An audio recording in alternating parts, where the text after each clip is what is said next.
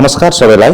आज हामी यस क्लासमा एईसी कम्युनिकेटिभ नेपाली 2 को रिडिङ एन्ड कम्प्रिहेन्सन खण्ड अन्तर्गत पर्ने पहिलो पाठ शिवकुमार राईको माछाको मोल कथाबारे चर्चा गर्ने छौं। र आजको यस क्लासमा यहाँहरु सबैलाई म शिवेन शर्मा स्वागत जनाउँदछु। र आज हामी अब यो क्लासलाई स्टार्ट गरौं। शिवकुमार राईको माछाको मोल नामक कथाबारे चर्चा गर्न भन्दा पहिला शिवकुमार राई को हुन्, शिवकुमार राईको कथागत प्रवृत्ति कस्तो छ भन्ने बारे हामीले जान्नुपर्ने हुन्छ। त्यसकारण अब त्यसलाई विस्तारमा भन्नको निम्ति त समयको अभाव छ, त्यसकारण त्यसलाई हामी संक्षेपमा हेर्ने प्रयास गर्छौं। र शिवकुमार राईको जन्म चाहिँ 26 अप्रेल 1919 मा सिक्किमको रिनक भन्ने ठाउँमा भएको थियो। उनले बीए सम्मको शिक्षा आर्जन गरेका थिए। उनले साहित्यका प्राय सबै विधामा नै कलम चलाएका छन् र उनले कथा, कविता, नाटक आदि सबै विधामा खण्डकाव्य पनि लेखेका छन्। तर पनि आजको विषय चाहिँ कथा, उनको कथा भएको कारणले गर्दा आजको चर्चालाई हामी कथामा नै केन्द्रित गरेर अघि बढ्छौं हामी।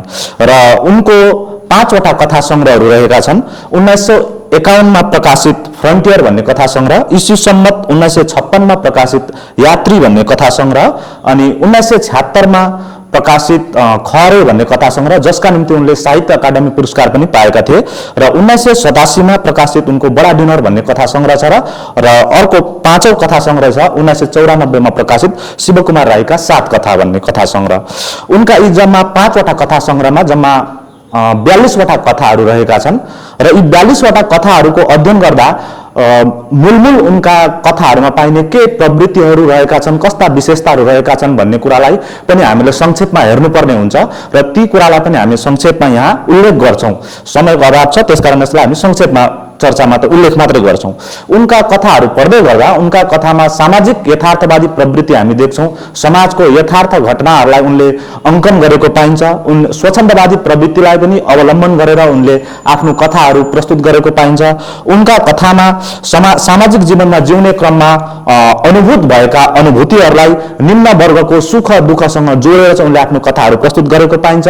र उनको कथाको अर्को एउटा महत्त्वपूर्ण विशेषता चाहिँ के हो भने उनका कथामा ऐतिहासिक सन्दर्भहरूको मतलब त्यसको प्रस्तुतिकरण गरिएको पाइन्छ। जस्तै तिब्बतको हुलाकपथ, नूर आलम, प्रेमको शहीद आदि कथाहरूमा, फ्रन्टियर आदि जस्ता कथाहरूमा उनले ऐतिहासिक सन्दर्भहरूको पनि प्रयोग गरेका छन्। अतः नेपाली कथालाई चाहिँ उनले दिएको एउटा मौलिक योगदान हो कि ऐतिहासिक सन्दर्भको प्रयोग गरेर उनले कथा लेखेको पाइन्छ। र उनका कथाहरूमा पात्र अनुसारकै बोलीचालीको प्रयोग गरिएको पाइन्छ, कथ्य भाषाको प्रयोग गरिएको पाइन्छ, झर्रा शब्दहरूको प्रयोग गरेर उनले कथा लेखेको पाइन्छन्। उनको कथाको अर्को एउटा विशेषता के छ भने उनका कथाहरूमा लोकतात्विक पक्षको उद्घाटन गरेको पाइन्छ। सांस्कृतिक पक्षहरूलाई पनि उनले आफ्नो कथामा प्रस्तुत गरेको पाइन्छ। र उनका कथाहरू पढ्दै जाँदा उनका कथामा हास्य तत्त्वको पनि निर्वाह हुन गएको पाइन्छ। उनले कुशल ढंगले वस्तु संगठन गरेको अनि पात्र योजना पनि सुसंगठित रहेको पाइन्छ उनका कथाहरू पढ्दा। र अब हामी माछाको मोल भन्ने कथाबारे चर्चा गरौं। सर्वप्रथम यो माछाको मोल भन्ने जुन कथा छ, यो कथा चाहिँ फ्रन्टियर भन्ने कथा 1951 मा प्रकाशित भएको फ्रन्टियर भन्ने कथा संग्रहमा संग्रहित एउटा कथा हो। यो फ्रन्टियर भन्ने कथा संग्रहमा उनका 11 वटा कथाहरू संग्रहित छन्। ती 11 वटा कथा मध्ये एउटा कथा चाहिँ माछाको मोल भन्ने कथा हो। र यो माछाको मोल कथा चाहिँ के छ, कस्तो छ भनेर भन्नु पर्दाखेरि यसको जुन कथा वस्तु के छ भनेर हामीले जान्नुपर्छ। यसलाई हामी अब संक्षेपमा यहाँ चर्चा गर्छौं। यसको कथा वस्तु कस्तो छ भन्दा यसमा एउटा रने नामक पात्र छ जो जालहारी काम गरेर आफ्नो जीविका अथवा पेट पालन गर्छ। अनि उसको घरजम गरेर सुखी गृहस्थ गरेर जीवन बिताउने उसको इच्छा, आकांक्षा, संकल्प रहेको छ र उसले धेरै संघर्ष गरेर आफ्नो जीवन चलाइरहेको हुन्छ। त्यसो गर्ने क्रममा एक दिन उसले धेरै संघर्ष गरेर माछा मार्छ र खोलाबाट माछा मारेर उसले बजारमा बेच्न जान्छ। बजारमा उसले त्यो बेचेर आउँदाखेरि बाटोमा एउटा विधुवी स्वास्नी मानिससँग उसको भेट हुन्छ जसले चिया पसल खोलेर बसेको हुन्छ। र त्यहाँ उसँग कुराकानी भएपछि रने पात्रले उसलाई आफ्नो जीवन संगिनी बनाउने एउटा संकल्प गर्छ, एउटा इच्छा, उसले त्यो एउटा सपना देख्छ र त्यो सपना लिएर ऊ घरमा गएर दिनरात खटेर उसले माछा पक्रने काम गरेर त्यसलाई बेच्ने काम गर्छ। र एक दिन त्यसो गर्ने क्रममै साउनको भेल आएको दिन, साउनको महिनामा ऊ खोलामा माछा मार्न जान्छ र खोलामा माछा मार्न जाँदा त्यही दिन ऊ त्यो खोलाको गोब्रेदहमा आएको बाढीले गर्दा माछा सँगसँगै ऊ पनि बगेर जान्छ र उसको जीवनलीला समाप्त हुन्छ। यसरी यसको कथानक, यसको जुन कथावस्तु छ त्यो कथावस्तु हेर्दा के देखिन्छ भने कथाको प्रारम्भमा पनि एउटा के गरिएको छ भन्दा एउटा प्रकृतिको रौद्र रूपको अनि रहने पात्रको एउटा संघर्षशील एउटा विषम अवस्थालाई नै देखाइएको छ। जस्तो के भनिएको छ भने कथाको प्रारम्भमा दर्के पानी परेर भर्खर रहेको थियो, दक्षिणको उत्ताउलो हावाले सेतिँदै गएका बादलका मसिना टुक्राहरूलाई छाटछुट गरेको थियो, बादल फाटेका ठाउँ ठाउँमा पखालिएको नीलो आकाश देखिन्थ्यो, विद्वेषको कुनै चिन्ह थिएन, एकपटक पग्ली भएको प्रकृति पनि चकमन्न थिए भनेर एउटा यसको प्रारम्भमा प्रकृतिको रौद्र रूप देखिए पछाडिको अवस्थालाई प्रस्तुत गरिएको छ अनि प्रारम्भमा रहनेको एउटा विषम स्थितिलाई देखाइएको छ। र कथाको अन्त पनि कसरी गरिएको छ भन्दाखेरि चाहिँ रहनेको मृत्युको साथ कथाको अन्त कथालाई टुङ्ग्याएको छ। यसकारण यो कथाको जुन वस्तु विधानगत ढाँचा छ त्यो चाहिँ कस्तो छ भन्दाखेरि चाहिँ कथाको प्रारम्भ पनि एउटा सामान्य विषम अवस्थाबाट सुरु भएर कथाको अन्त एउटा चरम विषम अवस्थामा टुङ्गिएको छ। त्यसकारण यसको जुन वस्तु विधानगत ढाँचा छ त्यसलाई हेर्दा यो एउटा चक्रीय वृत्त आकारीय प्रकृतिको यसको कथानक रहेको छ भनेर हामी भन्न सक्छौँ। त्यसरी नै यदि यो कथाको घटना प्रसङ्गहरूलाई हेऱ्यौँ भने त्यही जुन गोब्रेदहमा नै उसका रहनेका इच्छा आकाङ्क्षाहरूको सिर्जना हुन्छ र त्यही नै उसको मृत्यु पनि हुन्छ। यस दृष्टिकोणले पनि यो एउटा चक्रीय साइक्लिक छ यो घटना प्रसङ्ग। त्यसरी नै यो अर्को दृष्टिकोणले हेऱ्यौँ भने के छ भन्दा यही जुन उसको यही गोब्रेदहमा खोलाको जुन गोब्रेदहको संकेत गरिएको छ यहाँनिर त्यो खोलामा नै उसको बाबु पनि 10 वर्ष अघि मरेको थियो जालहारी काम गर्ने क्रममै र त्यही नै रहने पात्रको पनि मृत्यु भएको छ त्यो जालहारी काम गर्ने क्रममा नै। त्यसकारण यसको जुन घटना प्रसङ्ग छ त्यो एउटा साइक्लिक छ, खालि पात्र परिवर्तन भएको छ, घटना चाहिँ पुनरावृत्त भएको पाइन्छ। र यो कथाको पात्र मूल पात्र वा केन्द्र चरित्र चाहिँ रहने पात्र हो, जो रहने पात्र चाहिँ यो एउटा संघर्षशील स्वाभिमानी र आशावादी पात्रको रूपमा देखिन्छ र ऊ एउटा निम्न वर्गीय पात्र पनि हो। उसले एउटा प्रतिनिधि पात्रको रूपमा उसलाई हामी चिन्न सक्छौँ। 30-32 वर्षको कस्तो रहने पात्रको चरित्रलाई कसरी चित्रण गरिएको छ यहाँनिर हामी हेर्न सक्छौँ। पुडको खदिलो मानिस औधी पुरानो कालो जिनको दौरा र सुरुवाल लगाएको तर 10 ठाउँ टाले पनि त्यस लुगालाई झुत्रा भन्नुपर्ने, धर्के कालो इस्टकोट पुरै सेतो टाकको लहर, रङ उडिसकेको पुरानै खाडीको टोपी, पासुला माथिसम्म सुरुवाल सुर्काएको रहने एक छाँटको देखिन्थ्यो। यसरी उसको कथनात्मक ढङ्गमा चाहिँ उसको चरित्रको चित्रण गरिएको पाइन्छ रहने पात्रको। र अझै यसलाई यो कथाको अर्को एउटा सहयोगी पात्रको रूपमा हेर्नु पर्दाखेरि विधि स्वास्नी मानिस यसको एउटा सहयोगी पात्रको रूपमा रहेकी छ, जसले कथानकलाई अघि बढाउनमा सहयोग गरेको छ। ऊ पनि स्वाभिमानी सत् प्रकृतिको नै पात्र रहेकी छ।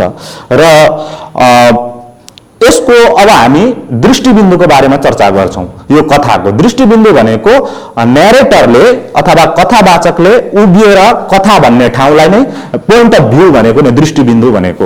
र यो यसको दृष्टिबिन्दु चाहिँ तेस्रो पुरुष कथात्मक सर्वदर्शी बाह्य दृष्टिबिन्दुको प्रयोग यसमा गरिएको पाइन्छ।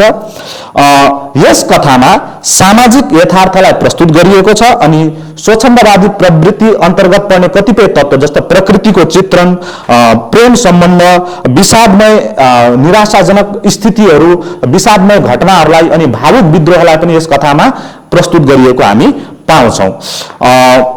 अब हामी यो कथाको जुन कथ्य पक्ष छ त्यो कथ्य पक्षलाई विशेष रूपले हेर्ने प्रयास गर्छौँ अथवा यो कथामा रहेका उद्देश्य वा विचार पक्ष के छन् त्यसबारे चर्चा गर्छौँ।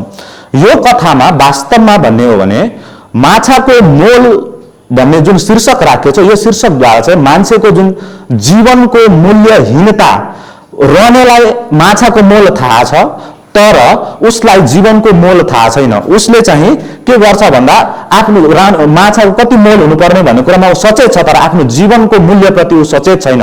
त्यो कुरा देखाएर मान्छेको मूल्यहीनताप्रति एउटा व्यङ्ग्य गर्ने प्रयास यस कथामा गरिएको पाइन्छ। मानव जीवनको हीनता र विपन्नतालाई देखाउने काम यस कथामा गरिएको छ।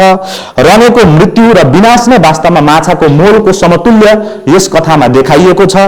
अनि यस कथामा लोकतात्विक पक्षहरूको पनि उद्घाटन गरिएको हामी पाउँछौँ। जस्तै यो कथामा भूत प्रेतको प्रसङ्गहरू पनि प्रस्तुत गरिएको छ। जस्तै साधारण मानिसहरू भूत प्रेतबाट डराउँछन्, रात बिरात हिँड्न हिँडे चुडेल सिङ्गे सिन्डीका आँखा पर्छन् भन्ने यिनीहरूको विश्वास छ। यस्तो लोकतात्विक लोक सांस्कृतिक पक्षलाई पनि यस कथाले प्रस्तुतिकरण गरेको पाइन्छ।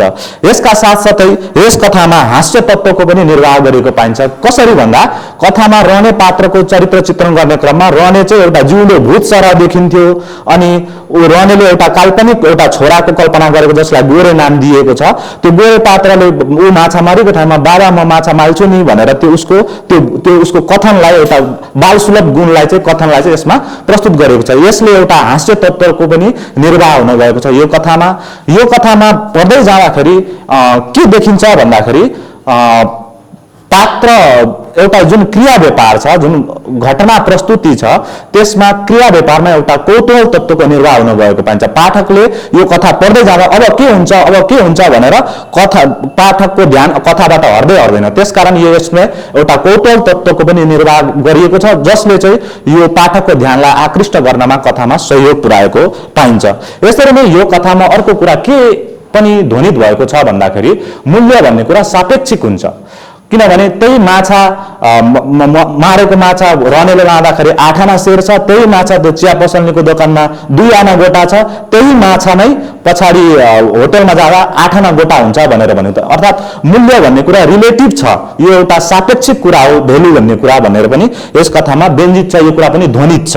त्यसरी नै यो कथामा अर्को एउटा जुन विद्युस्वास्नी मानिस छ, त्यो विद्युस्वास्नी मानिस चाहिँ आफ्नो ससुराले माया गरेर पनि सासूसँग चाहिँ किचकिच गरेको कारणले सासूसँग नमिलेर चाहिँ घरदेखि बाहिर आएर चिया पसल खोलेर आफ्नो जीविका चलाउँछ।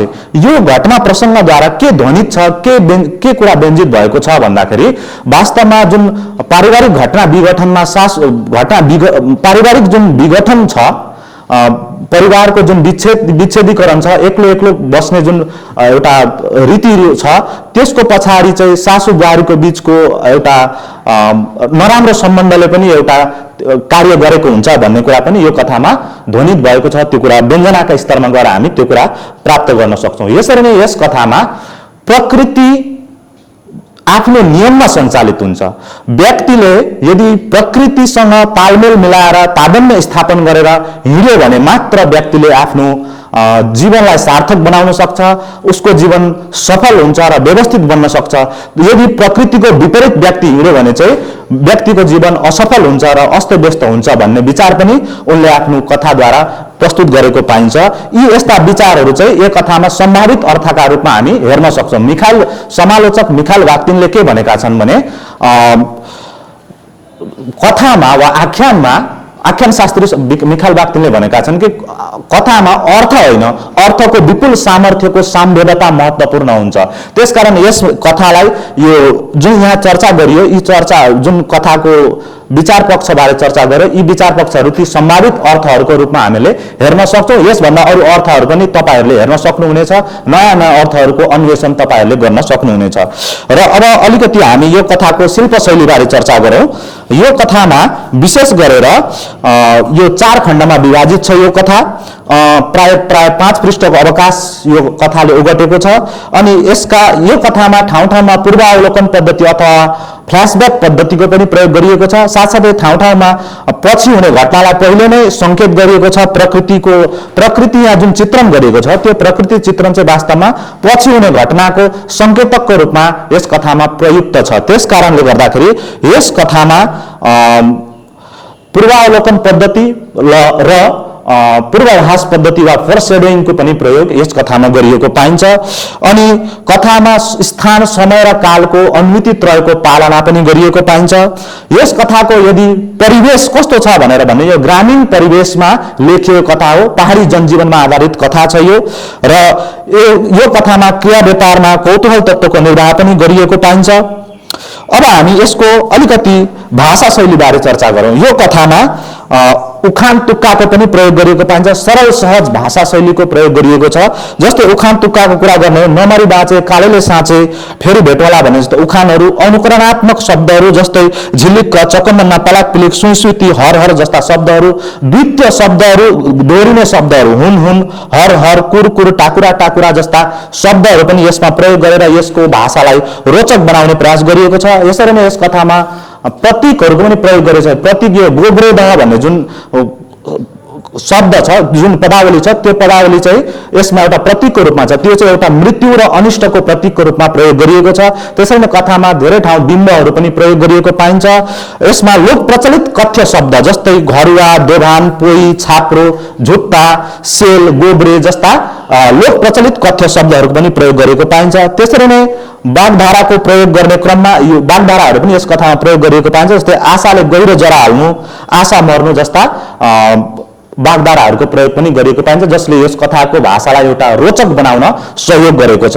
यी थिए यी कथाको केही संक्षेप विश्लेषण। यसलाई अझ गहिरेर यसबारे हामी अध्ययन गर्न सक्छौँ। समयको अभाव भएको कारणले यसलाई हामी संक्षेपमा यहाँ चर्चा गऱ्यौँ र आजको क्लास यहीँ समाप्त गर्छौँ। यहाँहरू सबैलाई धेरै धेरै धन्यवाद। Thank you.